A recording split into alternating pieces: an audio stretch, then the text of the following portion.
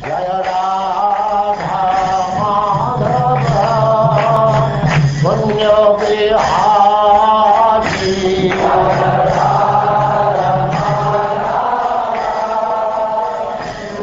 And now Chapter 26, Fundamental Principles of Material Nature.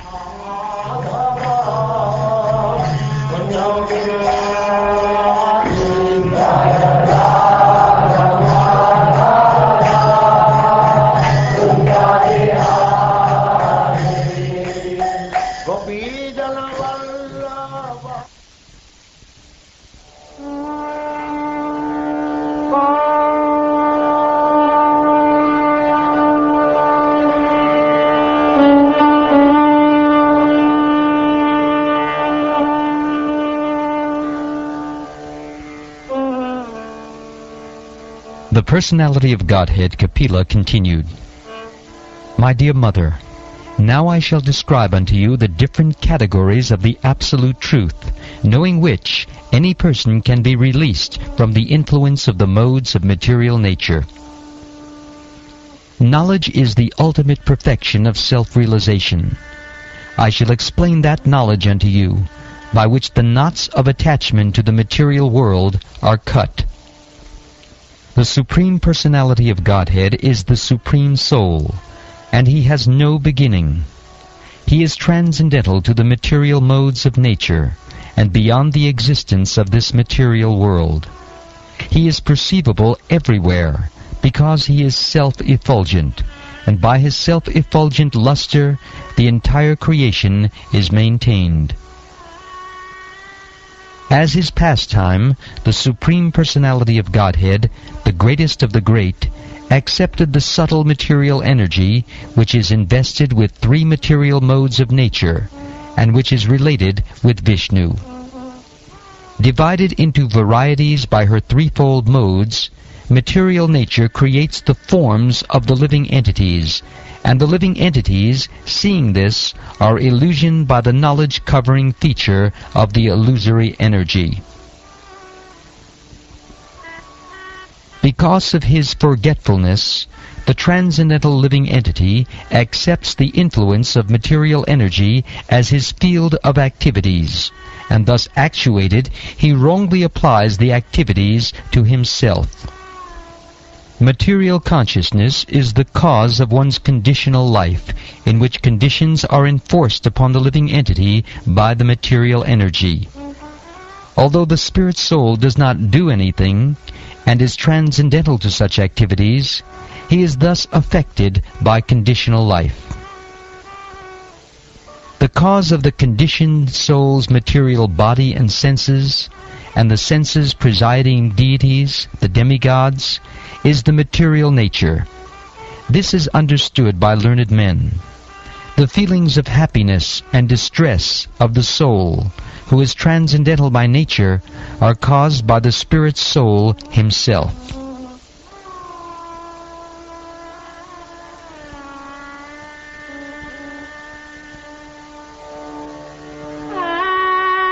Devahuti said, O Supreme Personality of Godhead, kindly explain the characteristics of the Supreme Person and His energies, for both of these are the causes of this manifest and unmanifest creation.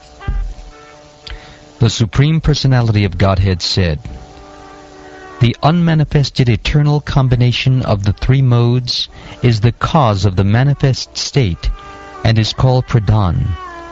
It is called Prakriti when in the manifested stage of existence. The aggregate elements, namely the 5 gross elements, the 5 subtle elements, the 4 internal senses, the 5 senses for gathering knowledge, and the 5 outward organs of action, are known as the Pradhan. There are 5 gross elements, namely earth, water, fire, air, and ether. There are also 5 subtle elements: smell, taste, color, touch, and sound. The senses for acquiring knowledge and the organs for action number 10, namely the auditory sense, the sense of taste, the tactile sense, the sense of sight, the sense of smell, the active organ for speaking, the active organs for working, and those for traveling, generating, and evacuating. The internal, subtle senses are experienced as having four aspects in the shape of mind, intelligence, ego, and contaminated consciousness. Distinctions between them can be made only by different functions, since they represent different characteristics. All these are considered the qualified Brahman. The mixing element, which is known as time, is counted as the 25th element. The influence of the Supreme Personality of Godhead is felt in the time factor, which causes fear of death due to the false ego of the deluded soul who has contacted material nature. My dear mother, O daughter of Swayambhuva Manu, the time factor, as I have explained, is the Supreme Personality of Godhead, from whom the creation begins as a result of the agitation of the neutral, unmanifested nature. By exhibiting his potencies, the Supreme Personality of Godhead adjusts all these different elements, keeping himself within as the Supersoul, and without as time. After the Supreme Personality of Godhead impregnates material nature with his internal potency, material nature delivers the sum total of the cosmic intelligence, which is known as Hiranmaya. This takes place in material nature when she is agitated by the destinations of the conditioned souls. Thus, after manifesting variegatedness, the effulgent Mahatattva, which contains all the universes within itself, which is the root of all cosmic manifestations, and which is not destroyed at the time of annihilation, swallows the darkness that covered the effulgence at the time of the dissolution. The mode of goodness, which is the clear, sober status of understanding the personality of Godhead, and which is generally called Vasudeva, or consciousness, becomes manifest in the Mahatattva. After the manifestation of the Mahatattva, these features appear simultaneously. As water in its natural state, before coming in contact with earth, is clear, sweet, and unruffled, so the characteristic traits of pure consciousness are complete serenity, clarity, and freedom from distraction.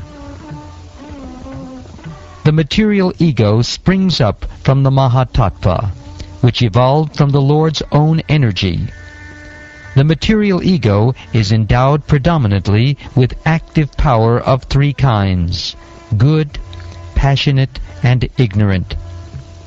It is from these three types of material ego that the mind, the senses of perception, the organs of action, and the gross elements evolve. The threefold ahankara, the source of the gross elements, the senses, and the mind, is identical with them because it is their cause. It is known by the name of Sankarshan, who is directly Lord Ananta with 1,000 heads. This false ego is characterized as the doer, as an instrument, and as an effect. It is further characterized as serene, active, or dull, according to how it is influenced by the modes of goodness, passion, and ignorance.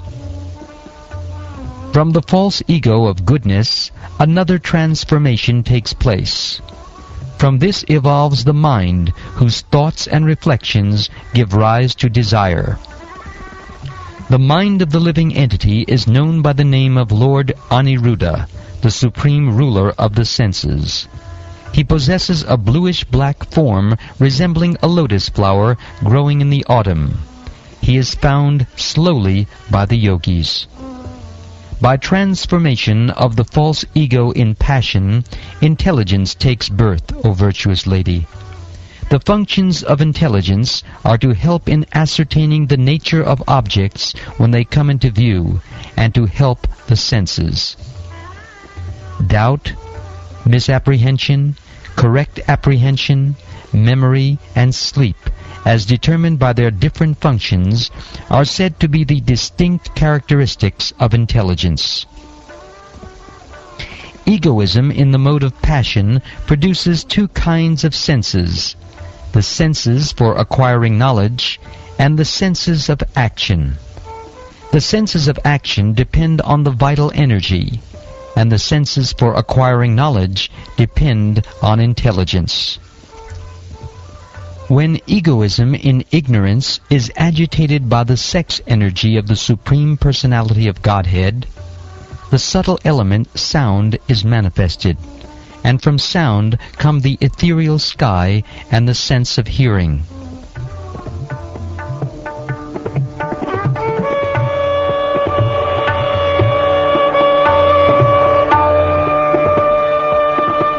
Persons who are learned and who have true knowledge define sound as that which conveys the idea of an object, indicates the presence of a speaker, screened from our view, and constitutes the subtle form of ether.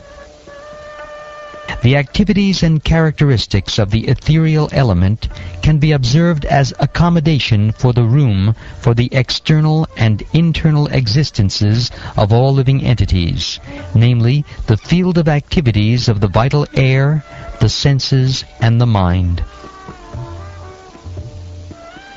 From ethereal existence, which evolves from sound, the next transformation takes place under the impulse of time, and thus the subtle element touch, and thence the air and sense of touch become prominent. Softness and hardness, and cold and heat are the distinguishing attributes of touch, which is characterized as the subtle form of air.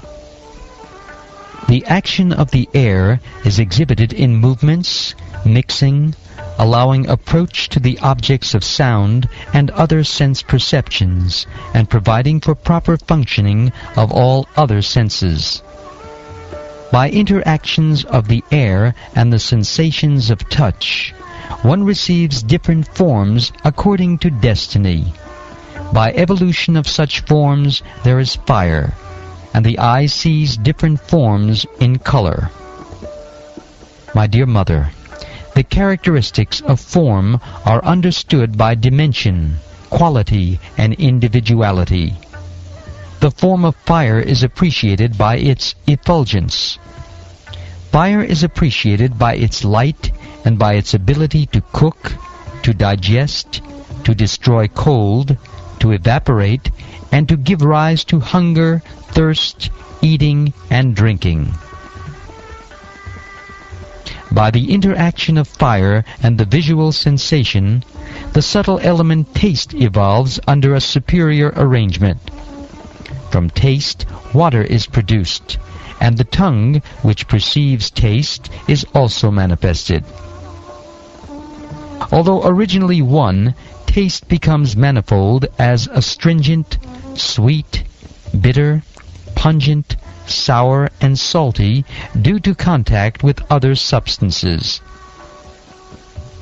The characteristics of water are exhibited by its moistening other substances, coagulating various mixtures, causing satisfaction, maintaining life, softening things, driving away heat, incessantly supplying itself to reservoirs of water, and refreshing by slaking thirst. Due to the interaction of water with the taste perception, the subtle element odor evolves under superior arrangement. Thence the earth and the olfactory sense, by which we can variously experience the aroma of the earth, become manifest. Odor, although one, becomes many, as mixed, offensive, fragrant, mild, strong, acidic, and so on, according to the proportions of associated substances. The characteristics of the functions of earth can be perceived by modeling forms of the Supreme Brahman, by constructing places of residence, by preparing pots to contain water, etc. In other words, the earth is the place of sustenance for all elements. The sense whose object of perception is sound is called the auditory sense, and that whose object of perception is touch is called the tactile sense. The sense whose object of perception is form, the distinctive characteristic of fire, is the sense of sight. The sense whose object of perception is taste, the distinctive characteristic of water, is known as the sense of taste. Finally, the sense whose object of perception is odor, the distinctive characteristic of earth, is called the sense of smell. Since the cause exists in its effect as well, the characteristics of the former are observed in the latter. That is why the peculiarities of all the elements exist in the earth alone. When all these elements were unmixed, the Supreme Personality of Godhead, the origin of creation, along with time, work, and the qualities of the modes of material nature, entered into the universe with the total material energy in 7 divisions. From these 7 principles, roused into activity and united by the presence of the Lord, an unintelligent egg arose, from which appeared the celebrated cosmic being. This universal egg, or the universe in the shape of an egg, is called the manifestation of material energy. Its layers of water, air, fire, sky, ego, and Mahatattva increase in thickness one after another. Each layer is 10 times bigger than the previous one, and the final outside layer is covered by Pradhan. Within this egg is the universal form of Lord Hari, of whose body the 14 planetary systems are parts.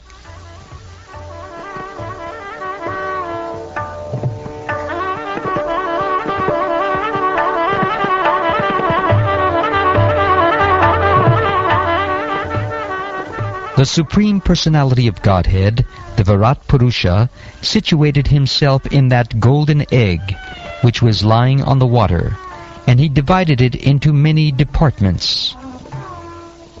First of all, a mouth appeared in him, and then came forth the organ of speech, and with it the god of fire, the deity who presides over that organ. Then a pair of nostrils appeared, and in them appeared the olfactory sense, as well as prana, the vital air.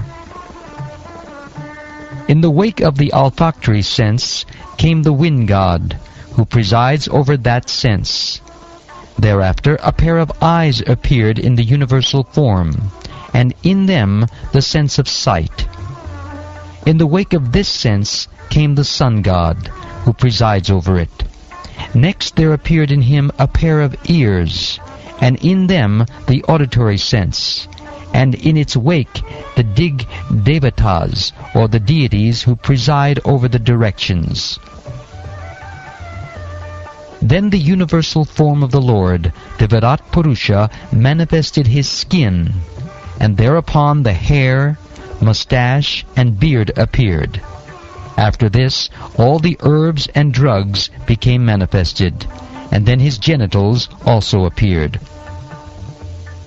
After this, semen, the faculty of procreation, and the god who presides over the waters appeared.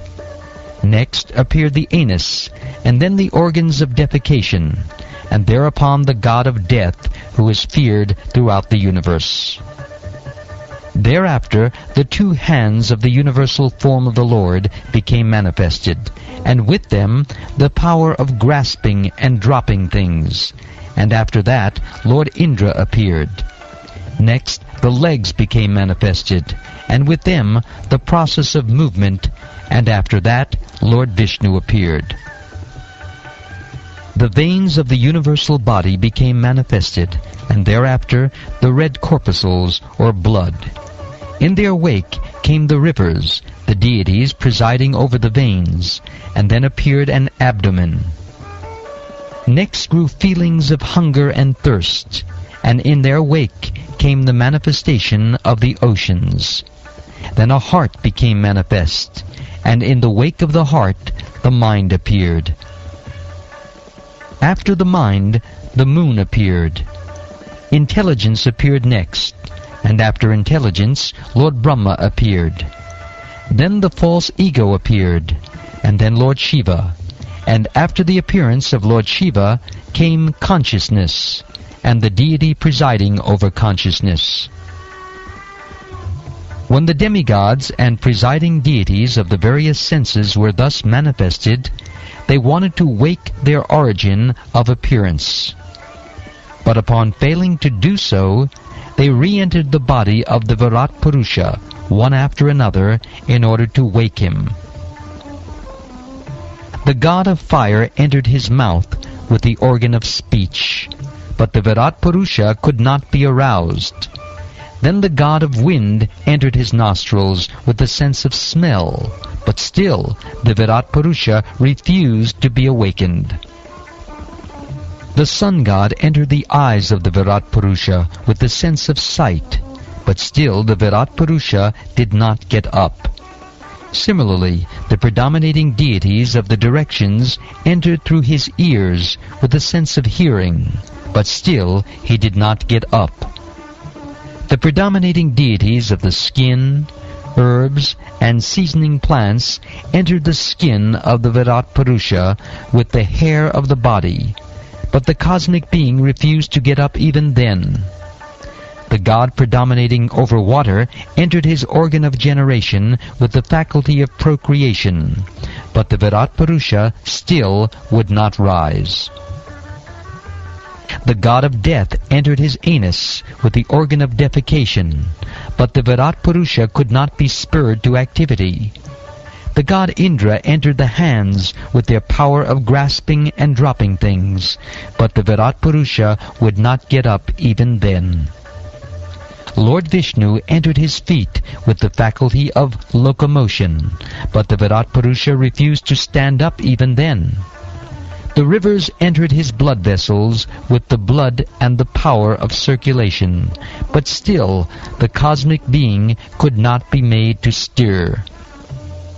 The ocean entered his abdomen with hunger and thirst, but the cosmic being refused to rise even then. The moon god entered his heart with the mind, but the cosmic being would not be roused. Brahma also entered his heart with intelligence, but even then the cosmic being could not be prevailed upon to get up. Lord Rudra also entered his heart with the ego, but even then the cosmic being did not stir. However, when the inner controller, the deity presiding over consciousness, entered the heart with reason, at that very moment the cosmic being arose from the causal waters. When a man is sleeping, all his material assets, namely the vital energy, the senses for recording knowledge, the senses for working, the mind and the intelligence, cannot arouse him. He can be aroused only when the Supersoul helps him.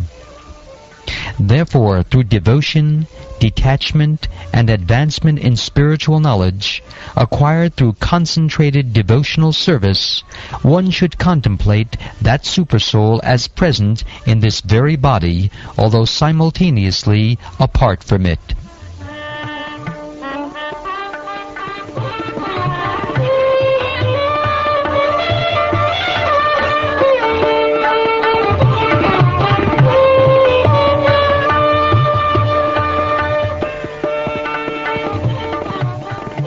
Thus ends the 26th chapter of the 3rd canto of the Srimad Bhagavatam, entitled Fundamental Principles of Material Nature.